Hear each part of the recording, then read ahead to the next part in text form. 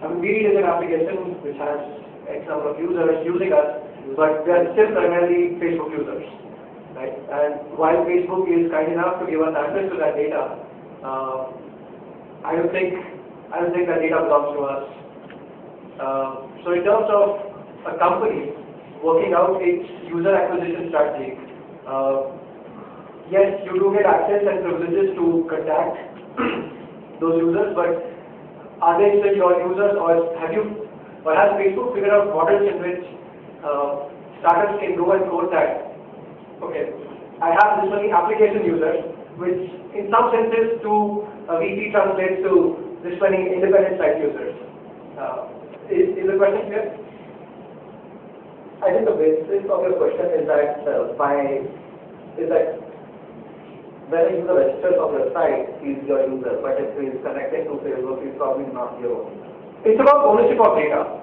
And setting terms of services. So the user has entered the name, the picture, etc., which still belong to Facebook.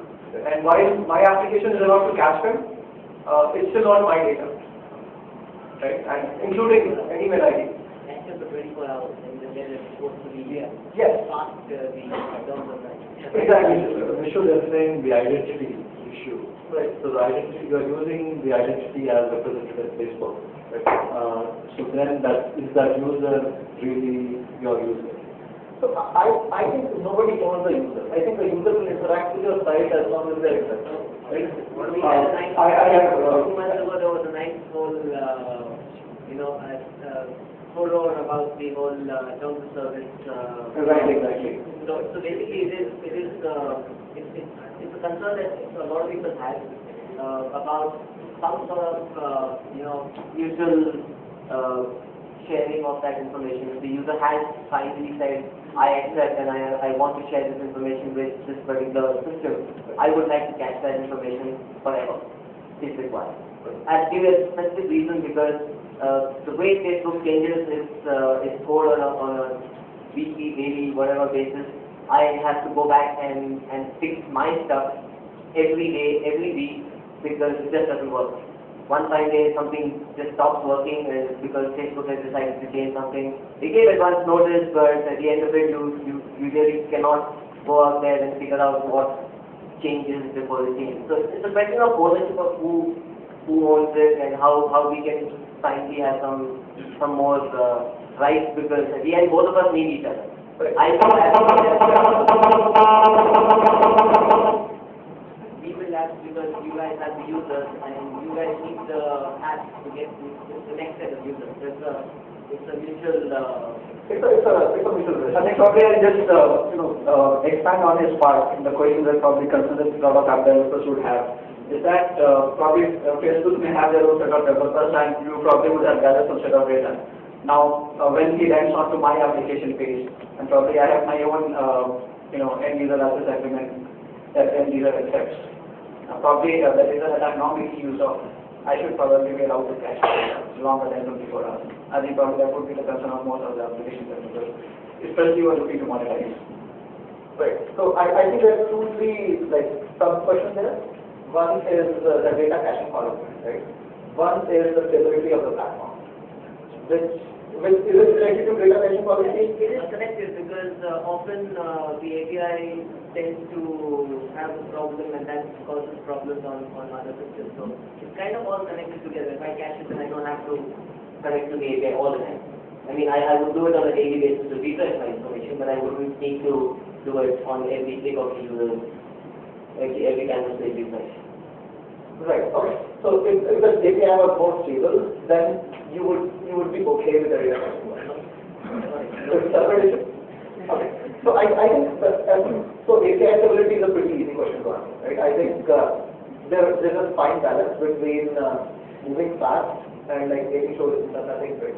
So if we go back and look at the platform evolution slide, so much stuff has changed in 2 years that it's amazing, right? None of the application integration with Facebook.com as well as Connect integration look no way similar to what it was just 2 years back. So Facebook has chosen to move fast in this area because there's a lot of stuff that can be done.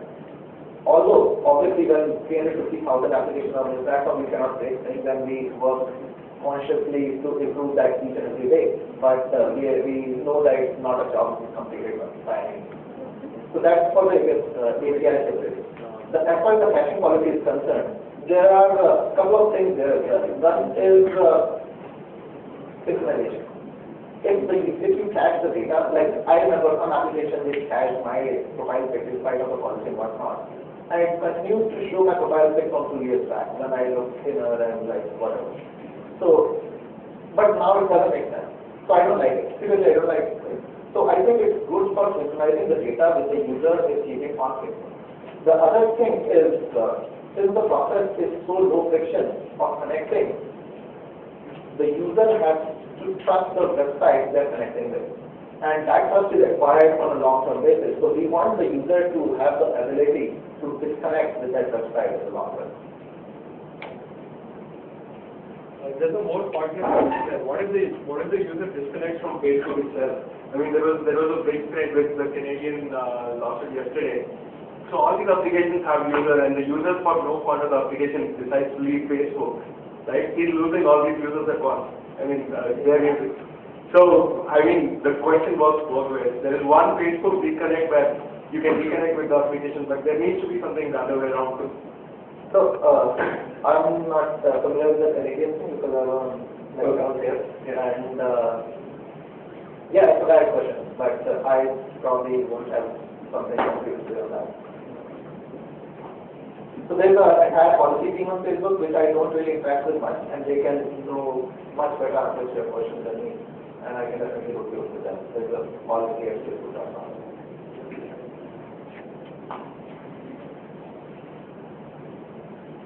This is just another example of a project that we launched up.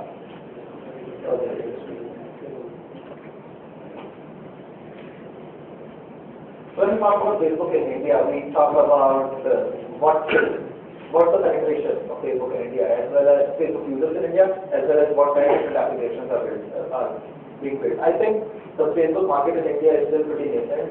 There are like quite a few users, the growth is pretty good, but there is a lot of scope for applications to address the Indian market. So there are 51,000 Indian developers actually, but they're not enough. Like, if I look at the applications I use very few India-based applications on Facebook. We are the partners that we have in different verticals. There is a specific vertical, obviously.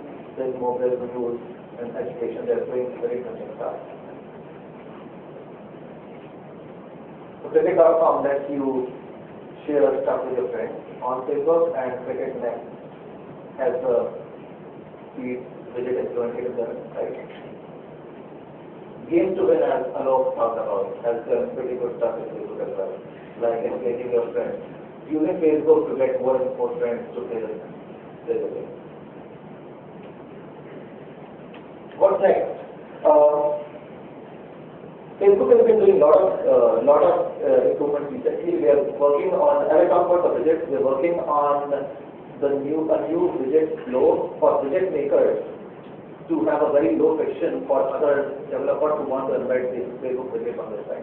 So for example, you can easily embed FB comments on your site, but if you want to use discussive commenting widget on your site, you have to go to the application page and developer application, create an application, go back to discuss, and then embed the widget from there. We are working on a new flow which makes that process as smooth as embedding FB comments on your site.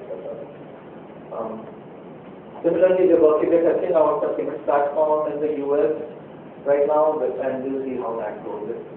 I hope it will be pretty good for monetizing the audience. Sorry, you said about payment process. Payments platform. Payment process platform. Yeah. Is that with respect to e-commerce? Yeah. Okay. Thanks. So what's next?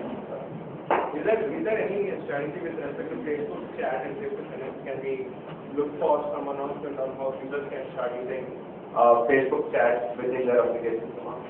Right. So essentially a tax widget. Yeah, I am across. I know Vivo does it, but I think only Vivo does it right now. I think it's a good idea. I think we should do it. So the next step for you guys, I hope, is to, if you're not working on it,